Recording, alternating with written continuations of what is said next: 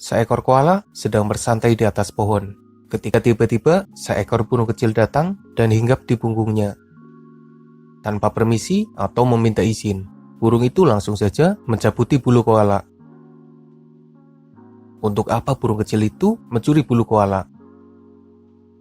Itu adalah burung penghisap madu. Burung kecil yang tengah membangun sarang. Sebelumnya, ia sudah mengumpulkan ranting, daun, serta beberapa material untuk membangun sarangnya. Setelah pondasinya selesai, burung itu mulai menyelesaikan sarangnya. Nah, sebagai penutup dari pekerjaannya sebagai arsitek alam, ia harus menemukan material halus yang akan digunakan untuk menyelimuti telur dan bayinya di dalam sarang. Pilihan material terbaik jatuh pada bulu koala. Koala sendiri memiliki bulu lebat yang lumayan halus. Burung penghisap madu mungkin berkeyakinan jika ia meminta sedikit saja bulunya pasti diperbolehkan. Dan memang, seperti itulah yang terjadi. Burung penghisap madu mencabut bulu koala menggunakan paruhnya. Sebenarnya koala tahu, tapi ia diam saja. Mungkin kedatangan burung yang mencuri bulunya bukan masalah serius. Meski ada kalanya, koala merasa gatal karena bulunya dicabut paksa oleh burung kecil. Setelah mengambil beberapa bulu koala, burung penghisap madu akhirnya bisa menyelesaikan pekerjaannya. Sebuah sarang yang akan dipakai untuk menaruh telur dan melindungi buah hatinya. Sebenarnya bukan hanya burung penghisap madu yang mengambil bulu dari hewan lain. Bukan hanya koala yang bulunya diambil paksa oleh burung penghisap madu. Beberapa burung juga kedapatan tengah mencabut bulu dari hewan lain.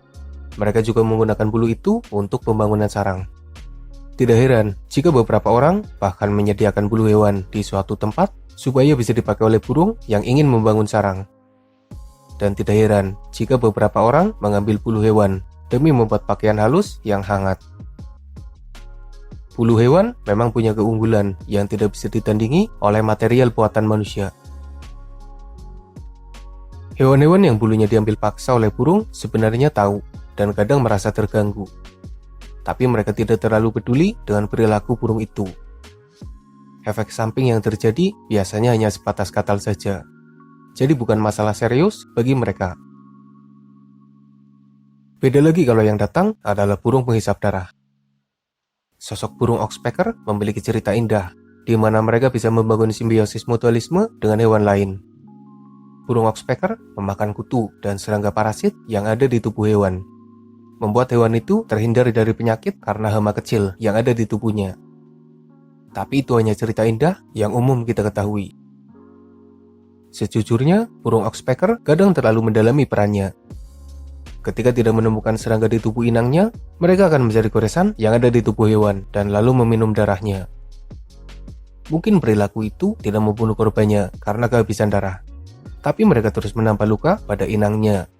Tujuannya agar darah mengalir dan bisa diminum. Alih-alih jadi pembasmi kutu, burung oxpecker malah menyakiti inangnya. Dan jika terus dibiarkan, luka itu akan semakin parah dan bisa saja menimbulkan gangguan kesehatan yang berbahaya. Tapi bahkan, perilaku burung oxpecker masih mending daripada burung vampir finch yang hidup di Pulau Galapagos. Burung kecil itu juga penghisap darah dan ia melakukannya dengan cara yang lebih buruk.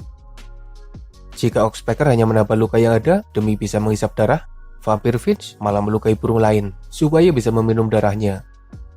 Itu adalah perilaku parasit yang mengerikan dari sosok burung kecil. Anda harus memilih, sepertinya burung oxpecker masih lebih tahu diri. Meski merugikan inangnya dengan menambah luka, tapi mereka membersihkan kutu dan membantu inangnya tetap waspada dengan membunyikan alarm saat ada bahaya yang datang. Sementara burung vampir finch, mereka mengambil darah korbannya dengan pemaksaan. Tapi tetap saja, masih mending burung yang mengambil bulu hewan, karena mereka tidak melukai inangnya dengan parah dan hanya menyisakan rasa gatal saja.